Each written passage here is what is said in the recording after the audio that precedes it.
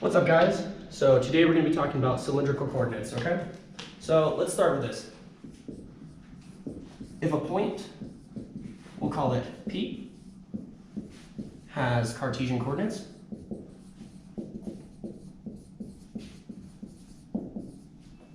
x, y, okay? We know that we can also refer to those in polar coordinates, so in polar coordinates, we can go from x, y to r theta, right? And that comes from the figure below. Recall, if I have this point, P, I can look at it like this. This is x, y, okay? We'll call this theta, and we'll call this r. From this, we can see that x can be represented as r cosine of theta, okay? Y as r sine of theta. And we can also say a little bit more, such as r squared equals x squared plus y squared. And tangent of this theta is going to be y over x, okay? So that's just a recall of polar coordinates. And so what we're going to do is use this xy plane polar coordinate stuff, incorporate z so that we're in 3D, and we're going to use this kind of parameterization to make solving a lot of triple integrals a lot easier for us, okay? So I only have the one board. Otherwise I'll be moving the camera around like crazy, so I'm gonna have to do a lot of erasing. But luckily you guys can just rewind if you guys missed anything. So just give me 1 second.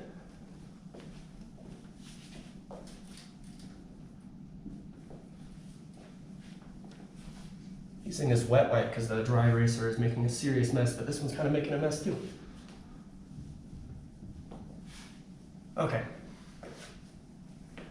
I'll erase this too so I get my full board.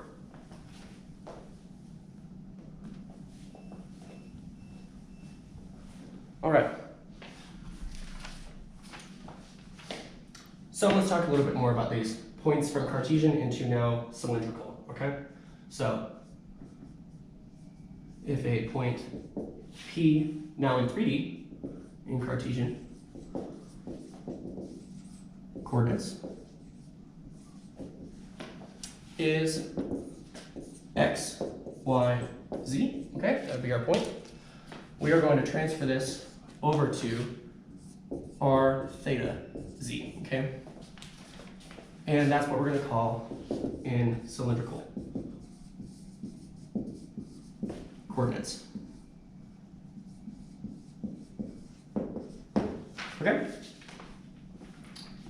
So I kind of talked about how r theta comes from the projection of our image down to the xy plane, okay?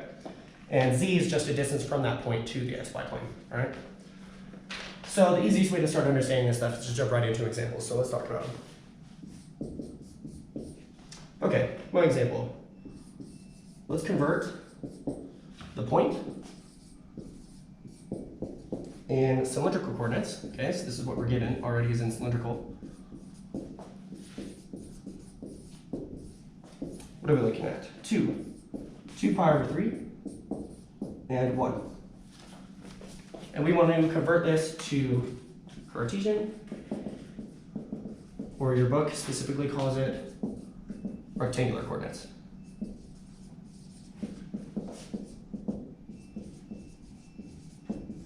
Okay? Let's see here. Skipping a page. Okay, so let's look at the solution. What do we have? What is my point? There it is. 2 pi over 3, and 1. So remember, this is our form right here.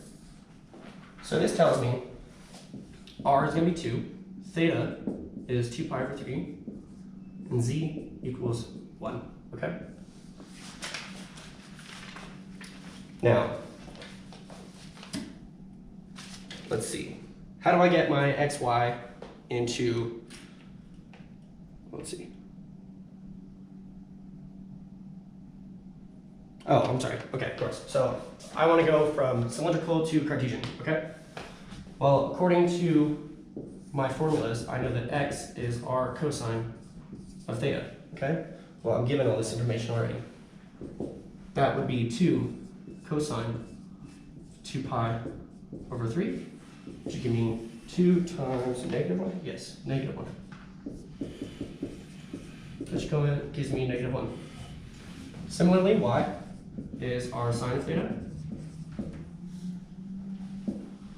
which is going to be 2 sine 2 pi over 3, which gives me 2 times sine of 2 pi over 3 is positive root 3 over 2. So that's just going to give me root 3. Okay? And so we're actually going this way, and we leave z alone, recall. Okay, so z is just going to be 1. So what is this point in Cartesian coordinates? The point is going to be negative 1, root 3, and my z just stays the same, 1. Okay? So that's all there is to that. Let me erase this, and then we'll try going the other way with a different point.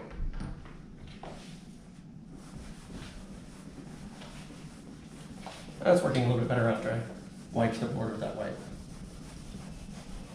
I think I can use this now.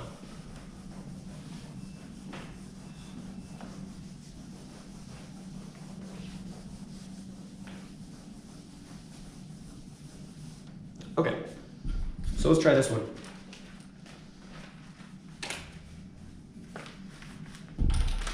Example. Let us switch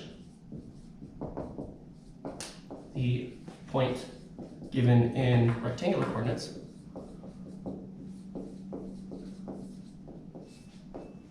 what is our point? 3, negative 3, negative 7. That's a terrible 3. Negative 7. And we want to convert this to cylindrical coordinates. Cylindrical coordinates. Okay. How am I going to do this?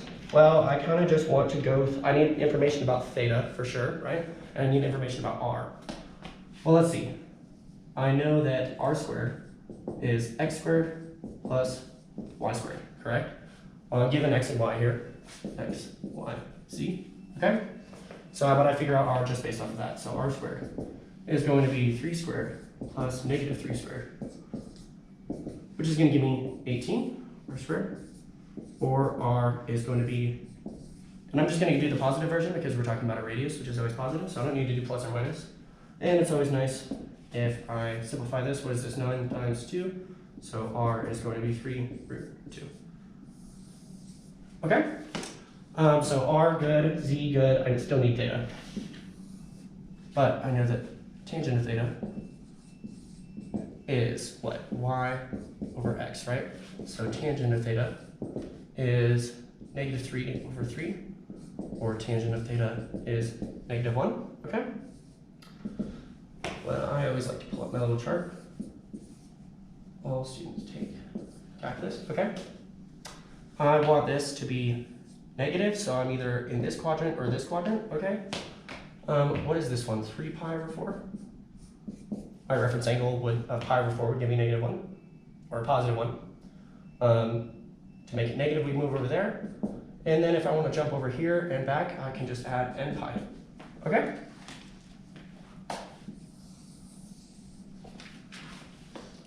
And like I said, we leave z alone, so that's just negative 7. So our new point. And we could just do one set, polar coordinates. As we know that theta can go around and around, we have an infinite amount of possibilities. So we'll just do one set of these points. One set would be x, 3 root 2. I'm sorry, r. And then theta, 3 pi over 4. And negative 7. And you could do any addition of n pi to that one and it would still be the same point. Okay? All right. So let's move on to why we actually are interested in doing this kind of thing. So let's talk about how we can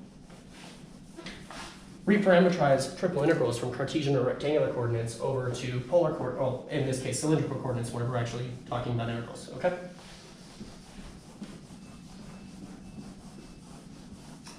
And we'll see down the line that it can make our life a whole lot easier when solving these kinds of integrals. Okay, so let's give this a label, triple integrals in cylindrical coordinates.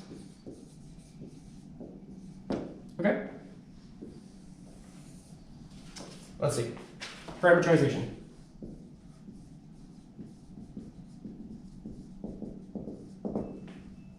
Let's recall x is going to be our r cosine of theta, y is going to be our r sine of theta, and z will just be z. Okay? Now recall, whenever we're doing integrals, we have that dv at the end. Well, in cylindrical coordinates and similar to polar coordinates, we're going to call dv is going to be, we need that r to make things right. R dz, do I do d theta or d? Yes, dr d theta. Okay? This is all we need whenever we're setting up these integrals, okay?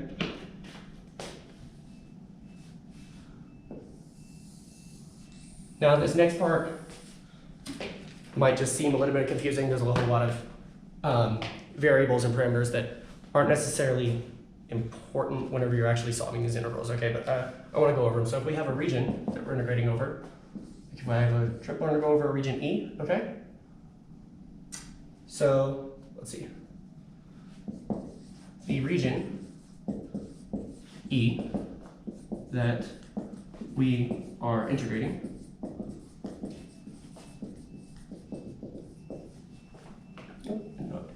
integrating, okay, becomes, first, if we wanted to set up E as being the set of x, y, z, such that x and y are in a region D, okay, on the xy plane, and I have something u1 of xy, z is between these two, u2 of xy, okay? Now, in cylindrical coordinates, this is going to become, remember we go from x, y, z to r, theta, z, okay? Such that I have this alpha, theta, is going to be between alpha and beta, okay? R is going to be between h1 of theta and h2 of theta. Sometimes r can depend on theta, but a lot of the times it's just fixed, okay? But just in case it is, we need to incorporate that. And finally, I have kind of the same thing, but instead of xy, I'm going to put in my r cosine of theta, r sine of theta. So u1 of r cosine of theta, r sine of theta. Z is going to be between these two, u2 of r cosine of theta, r sine of theta. Okay, don't worry if you can't remember all these variables and replicate this. Okay. And just on a note of this, I guess I could just say it when I need to write it. So just note that my D here was in the XY plane. We could shift this over to the YZ plane or the ZX plane. Okay, we can do either one and change these up accordingly. Okay, but like I said, don't worry about this too much. Okay, switch pages here. Okay, so one more formulation and then we'll get into examples, which is the heart of actually understanding this stuff. All right. So let me give this a quick erase.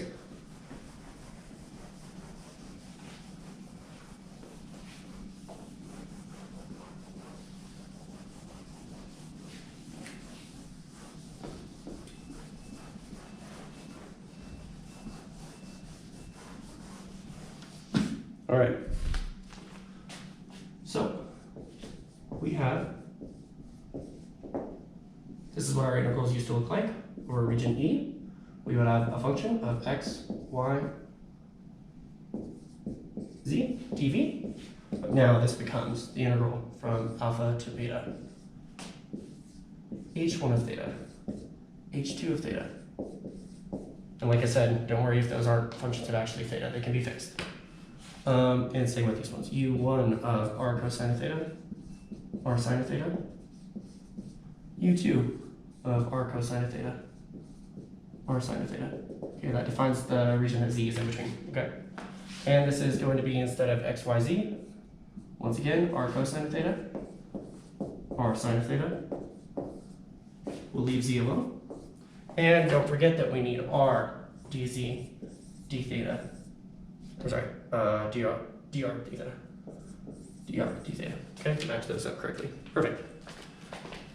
Okay, so like I said, the heart of this is actually in doing examples. So let's do some examples. Let's try to evaluate the triple integral over region E of y dv, where, what do we have? E is the region that lies, okay, we are going to be below this plane, below the plane z equals x plus 2. We're also above the xy plane. Okay, we got a little more information here. And between, let's see, the cylinders.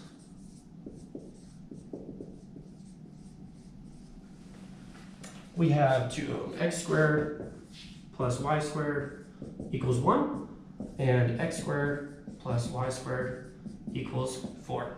Okay? Write that a little bit better. All right. So this is what we're getting. Okay? You guys can take that in. I'm already out of words just from doing the example, just from the question. So let me erase this. I'll keep this bottom half so I can see what's going on down there.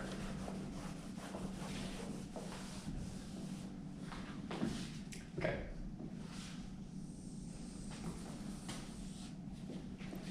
So it's all about this region E, setting this up. Okay. So solution. Let's break this down, okay? We have E is below. Let's see, what is it below? It's below z equals, it's below the plane x plus 2, right? Z equals x plus 2, okay?